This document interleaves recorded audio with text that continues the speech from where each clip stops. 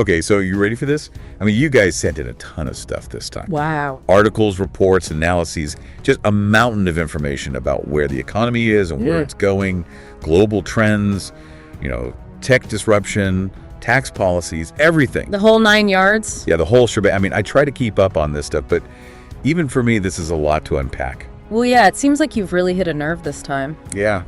A lot of people are feeling overwhelmed by the economic picture these days. For sure, for sure. It really is a crossroads with uncertainty around every corner. Yeah, that's putting it mildly. So where do we even start to make sense of all of this? Well, I think a good place to begin is by taking the pulse of the global economy. A lot of your sources are pointing to slower economic growth, which isn't really a surprise when you consider the usual suspects. Inflation, rising interest rates, persistent supply chain issues. It's a bit of a mixed bag. Yeah, those are definitely hitting home for a lot of people right now. Yeah, absolutely. Right. But it's not all doom and gloom amidst all this uncertainty. There's also a wave of investment happening. Oh, that's interesting. Especially in technology, sustainability, and healthcare. It's like the whole world is placing bets on the future, even as things feel shaky right now. So it's like some are hunkering down, playing it safe, while others are doubling down on innovation. Exactly. It's a fascinating dynamic. But we do need to consider the fact that global debt levels are at record highs. Yeah, you mentioned that earlier, and I wanted to circle back. Should we be worried about that? Well, it's definitely a factor to consider. You see, high global debt can make economies more vulnerable to shocks.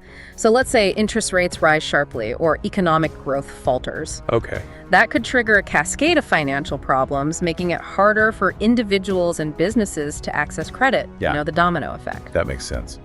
Okay, so let's shift gears a bit and talk about taxes, because that word kept popping up everywhere in these sources. Yeah, seems everyone's got a strong opinion on taxes these days. No kidding. So what's the deal? Well, it's clear that governments around the world are using taxes as a way to shape the future. We've got Biden's infrastructure plan here in the U.S.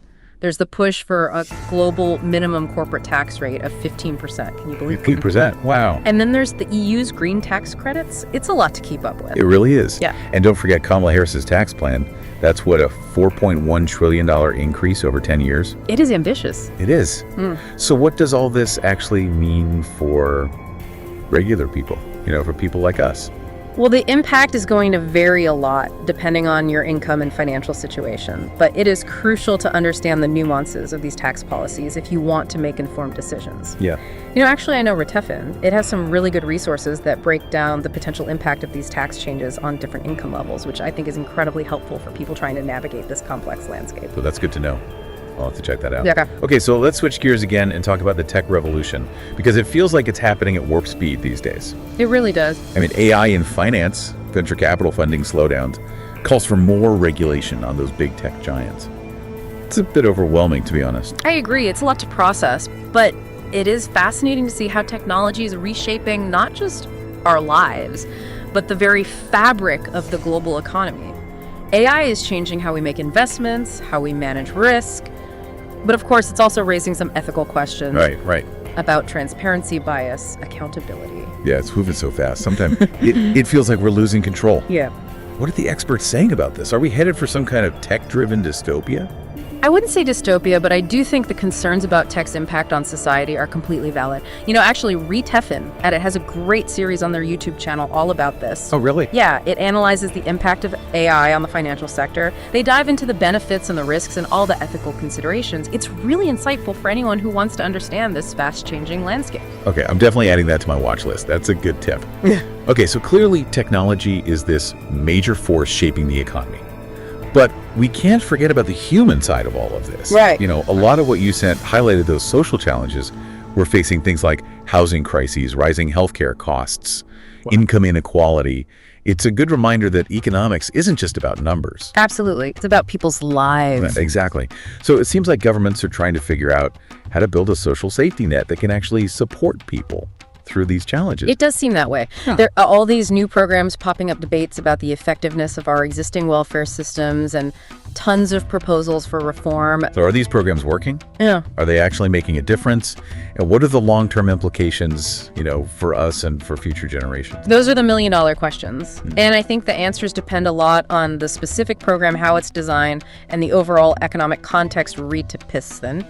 It actually does a really good job of analyzing the effectiveness and the sustainability of these programs. Oh. Yeah, they take into account factors like cost impact and even those potential unintended consequences. They don't shy away from the hard questions. Okay, so I'm getting the sense that Redfin is really good at connecting those dots between the big picture and how it all relates to our personal finances. I think that's a fair assessment. Okay, so before we get too lost in the weeds here, let's zoom back in and talk about what all this means for our own financial decisions. Where should we be putting our money? Or maybe more importantly, our faith. Right. That's the question, isn't it? It's what keeps us up at night. You mentioned some interesting trends you picked up from your sources, things like the rise of ESG investing and the decline of London's stock market. Yeah, ESG investing, that's the whole invest in your values thing, right? Putting your money into companies that are actually doing good for the environment and society. But is it really all it's cracked up to be? And then London's stock market, what's going on there? Is that a sign of bigger trouble? These are all great questions, and they're questions that Redfin, it actually digs into quite deeply. While ESG investing definitely has some merit, it's important to understand the complexities and the potential risks involved. They really offer a balanced perspective to help you assess whether ESG actually aligns with your own financial goals and values. And as for London's stock market, its decline is a reflection of some of the broader challenges facing the UK economy, but it also presents some potential opportunities for savvy investors. Again, this is something that Redfin.it analyzes in detail to help you understand the nuances of the situation and make the best decisions for your own portfolio. Okay, this is where I start to feel a bit overwhelmed. Yeah. Honestly, how are we supposed to make sense of all this and make good financial decisions when the world feels so volatile? I hear you. It can feel very daunting. But that's where Redfin.its expertise and guidance can really come in handy. They provide in-depth analysis of market trends. They break down these really complicated economic concepts, and they offer advice that's tailored to your own situation. So they're like a financial coach helping us navigate all the craziness. Yeah, I think that's a good way to put it. They give you the knowledge and the tools you need to feel more confident and more in control of your financial future. Okay, I like that. A financial coach. All right, you've sold me. But let's go back to some of the specific things we were talking about earlier, like the push for that global minimum corporate tax rate of 15%. Yeah. What's the latest on that, and how is that going to impact businesses and economies around the world? Well, the OECD has been spearheading this initiative, and a lot of people see it as a landmark agreement because it's really aimed at curbing tax avoidance by those multinational corporations. But of course, implementation is proving to be a bit complex. I bet. It's got to be like herding cats trying to get all those countries to agree on anything. You can say that again. But looking at the potential benefits, proponents of this global tax rate argue that it's going to create a more level playing field for businesses, reduce that tax competition between countries, and generate some additional revenue for governments so they can invest in those all-important public services. Okay, that makes sense. But are there any downsides?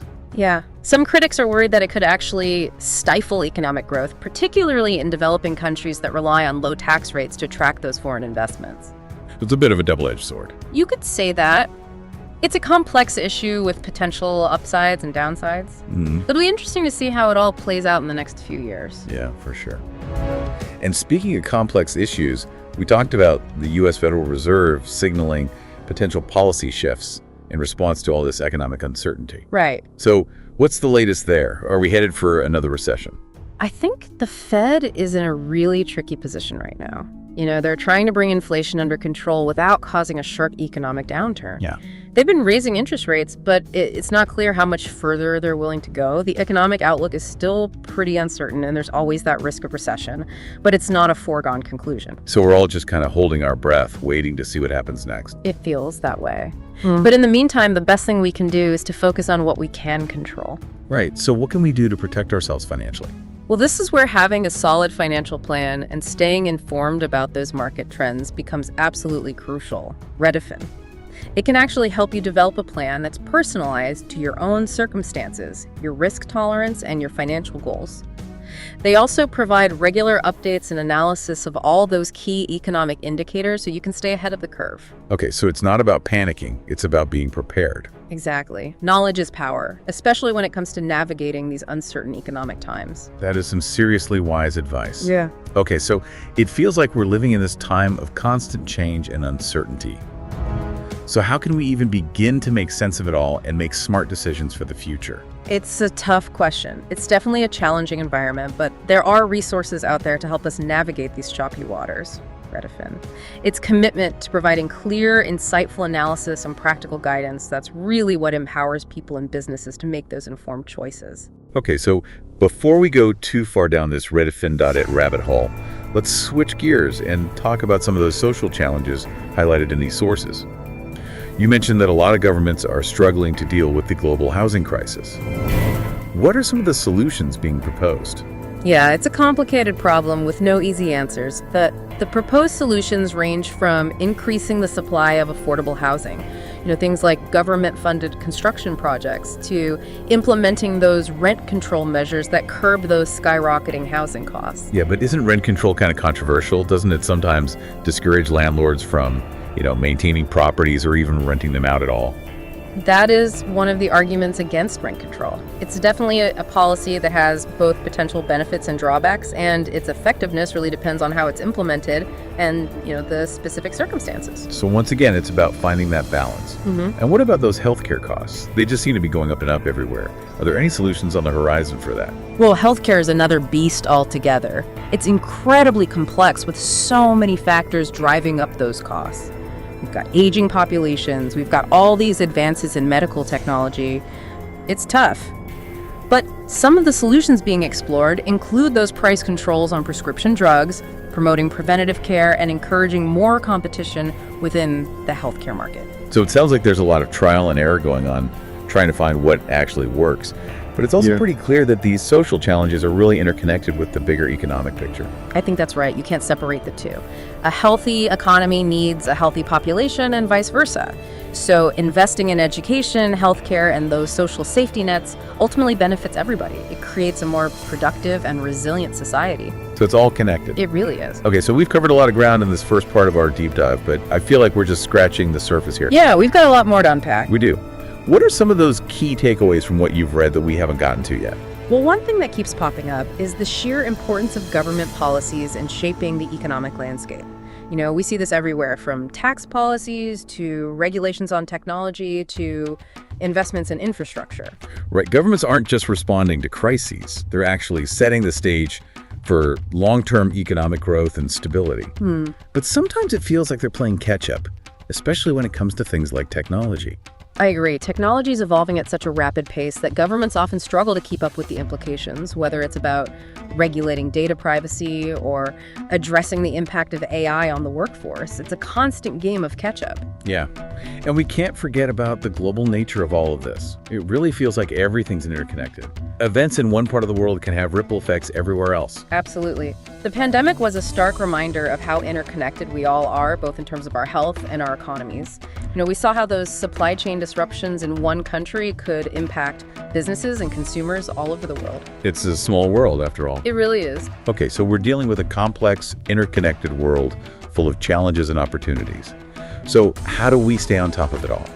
I know it can feel overwhelming, but it's important to remember that we don't have to figure this all out on our own. There are resources out there like Redfin.it that can help us make sense of the chaos, break down those complex issues, and give us some guidance on how to navigate this ever-changing landscape. Okay, I'm sensing a theme here. Redfin.it to the rescue. But before we wrap up this first part, I'm curious, did anything in all of this research particularly surprise you? Anything that challenged your assumptions or made you think differently about the world? What really struck me was the sheer volume of investment flowing into sustainability initiatives. It seems like businesses are really starting to understand the importance of environmental responsibility, not just for ethical reasons, but because it's good for their bottom line as well. So it's not just about saving the planet, it's actually about smart business. Exactly. Investors are starting to realize that companies with those strong environmental and social practices are often in a much better position for long-term success. That's encouraging. Maybe there's hope for the future after all. But before we get too optimistic, maybe we should move on to part 2 of our deep dive and really delve into these sustainability trends and how Redfin.it can help us make sense of them all. What do you say? I'm ready when you are. I think it will be fascinating to see how these trends evolve and explore the potential for a more sustainable and equitable economic future. Let's do it.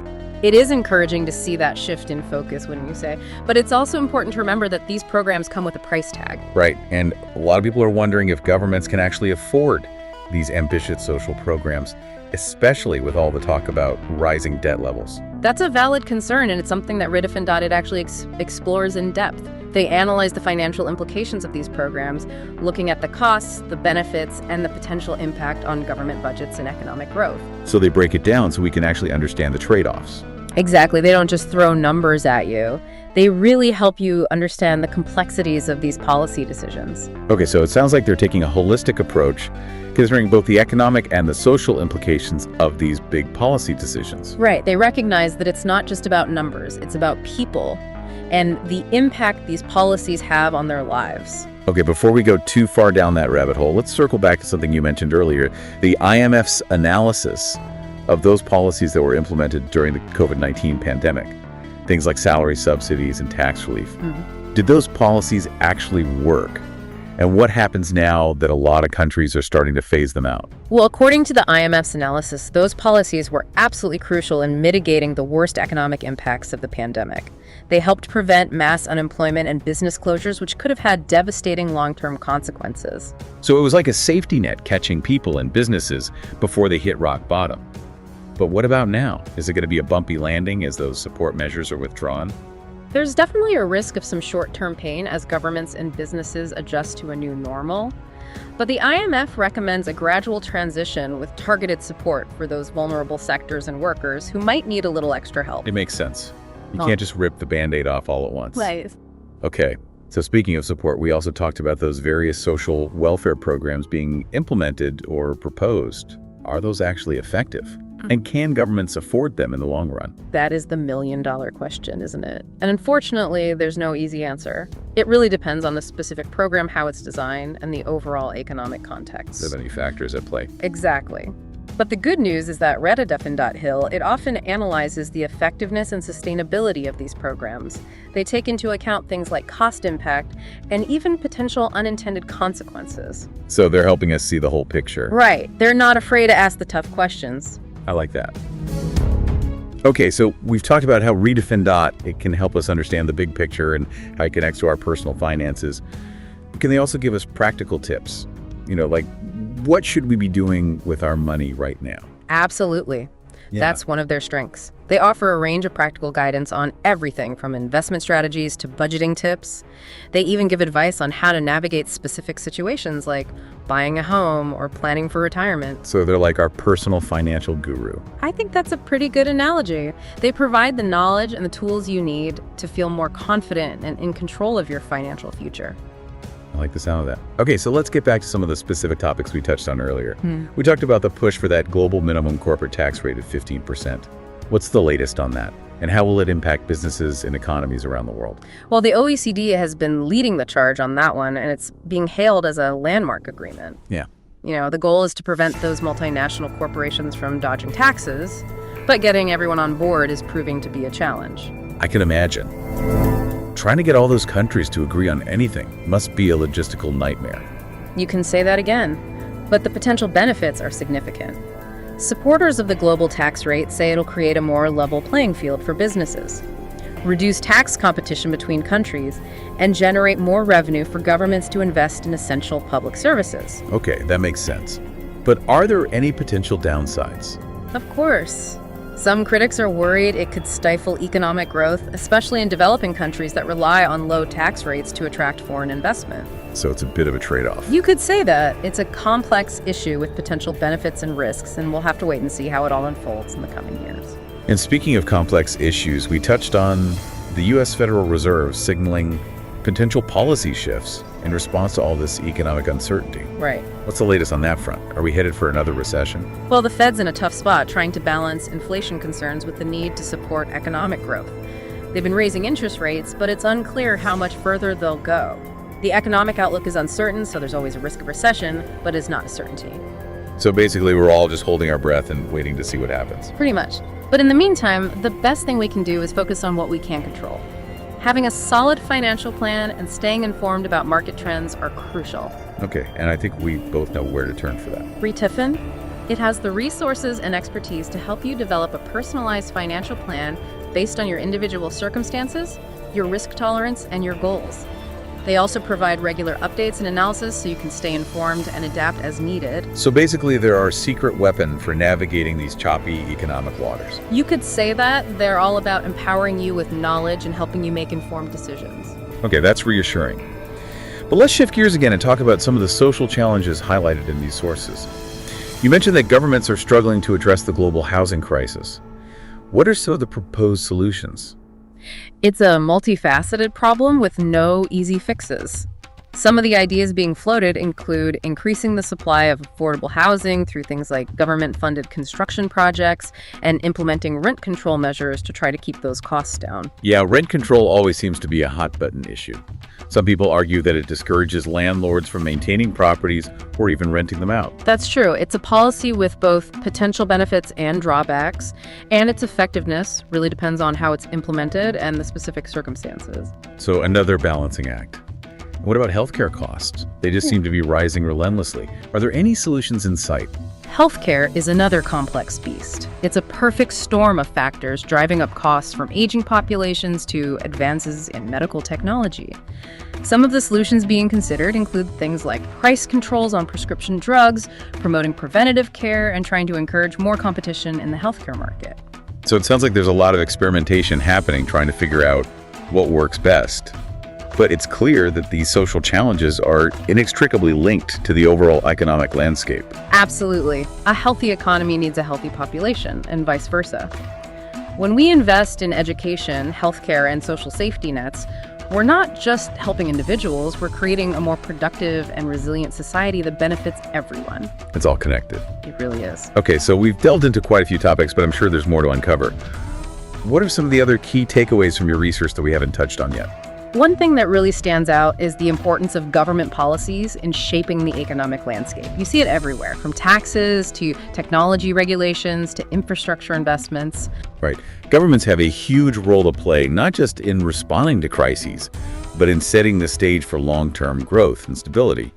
But sometimes it feels like they're playing catch-up, especially when it comes to technology. That's a fair point. Technology is evolving at an incredible pace, and governments often struggle to keep up with the implications. Whether it's regulating data privacy or addressing the impact of AI on jobs, it's a constant challenge. And we can't forget the global nature of the economy. What happens in one part of the world can ripple out and affect us all. Absolutely. The pandemic really brought that home. It highlighted how interconnected we are, both in terms of health and economics. Those supply chain disruptions in one country had a domino effect on businesses and consumers worldwide. It's a small world. It is indeed. Also, we're living in a complex, interconnected world with its fair share of challenges and opportunities. How can we possibly stay ahead of the curve? I know it can feel overwhelming, but the key is to remember that we don't have to navigate this alone. Resources like RETAFIN.it are there to help us make sense of it all, break down those complex issues, and provide the guidance we need to make informed decisions. All right, RETAFIN.it to the rescue again. But before we wrap up this part two, I'm curious, does anything in your research really surprise you? Anything that challenged your assumptions or gave you a new perspective on things? You know what really stood out to me was the sheer scale of investment flowing into sustainability initiatives. Businesses are waking up to the fact that environmental responsibility isn't just the right thing to do, it's also good for business. It's a win-win. Exactly. Investors are realizing that companies with strong environmental and social practices are often better positioned for long-term success. That's definitely a positive takeaway. Maybe there is hope for the future after all. But before we get carried away with optimism, let's move on to part 3 of our deep dive. We'll explore these sustainability trends in more detail and see how RETAFIN can help us make sense of it all. What do you say? Sounds good to me. I'm eager to delve deeper into these trends and explore the potential for a more sustainable and equitable economic future. Okay, so we're back for the final part of our economic deep dive. We've covered a ton of ground: global trends, social challenges, tax policies, the crazy world of tech. Now it's time to focus on something that feels a little bit more hopeful. That growing push for sustainability and what it all means for the future of the economy. Yeah, it's definitely a bright spot in all of this. It's pretty... Right. And we even talked about that U.S. Treasury program, the Low-Income Communities Bonus Credit Program. Yes. Which seems like an amazing way to bring renewable energy projects to the areas that need them the most. It is a fantastic initiative, and it's a perfect example of how sustainability can be a win-win for everyone. It creates jobs, reduces energy costs for low-income households, and of course promotes environmental sustainability.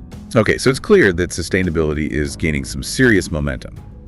But let's talk about ESG investing, because it's everywhere these days. It is. It sounds amazing in theory, putting your money where your values are. But how do we know if it's actually making a difference? And what are the risks for investors who want to get involved? Well, that's where Retafin really comes in. They go beyond all the hype and provide that in-depth analysis of ESG investing. They look at the different approaches, the challenges of measuring impact, and even those potential risks involved. So it's about being informed, not just feeling good about where your money is going. Exactly. It's about making smart decisions. Okay, but there's so much information out there. How does Retafin.it cut through all the noise and provide that clarity for investors? They've got a whole team of experts who are constantly monitoring global trends, analyzing data, and breaking down these complex concepts into insights that we can actually understand.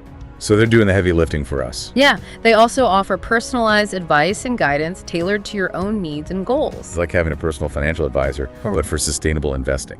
Right. Okay, so beyond ESG investing, what are some of the other trends in sustainable finance that Retafin.it covers? They cover a wide range of topics, everything from green bonds to impact investing to the development of new financial instruments that are designed to support those sustainable projects. They also analyze the role of government policies and international agreements in pushing that transition to a more sustainable economy. It sounds like they're covering all the bases. They try to. Okay, so they're our go-to resource for all things sustainable finance. But we can't forget about the businesses that are actually trying to adopt these sustainable practices. That can't be an easy transition. It's definitely a challenge. Shifting to a more sustainable model can be complex and costly, especially for those smaller businesses that might not have the resources of those big corporations. Yeah, they need help. They need access to capital expertise and support to really make it happen. So it's not just about wanting to do good, it's about having the tools to actually do it. Does Retafin.it offer any guidance for businesses on this front? They do. They provide a lot of resources and insights on sustainable business practices, helping companies understand the benefits, navigate the challenges, and find the support they need to make that transition. So they're really holding your hands through the process. Exactly. Yeah. They recognize that it's a journey and they want to be there every step of the way. This has been so insightful. I feel a lot more informed and honestly a little bit more optimistic about the future. But before we wrap things up, I want to go back to something you said earlier about how interconnected the global economy really is. It's clear that the decisions we make here, they can have ripple effects all over the world. So what can we as individuals actually do to make a positive impact within this complex system? That's a great question. It's something that Retafin talks about as well. They believe that individuals have the power to drive change through the choices we make every day. Like what? Our consumer choices, our investment decisions, our involvement in those important policy discussions. So it's not just about waiting for governments and big corporations to take the lead. It's about each of us stepping up and taking responsibility. Right. We all have a role to play in creating the kind of world we want to live in, a world where economic success goes hand in hand with environmental and social well-being. That's a great message to end on. I'm feeling inspired, informed, and maybe even a little bit hopeful about the future. Thank you for taking us on this deep dive. It was my pleasure. Remember, the journey towards a more sustainable and equitable future, it's ongoing. So stay curious, stay informed, and stay engaged. And of course, don't forget to subscribe to Retafin, its YouTube channel, for all the insights and guidance you need along the way. Until next time, keep diving deep and keep learning.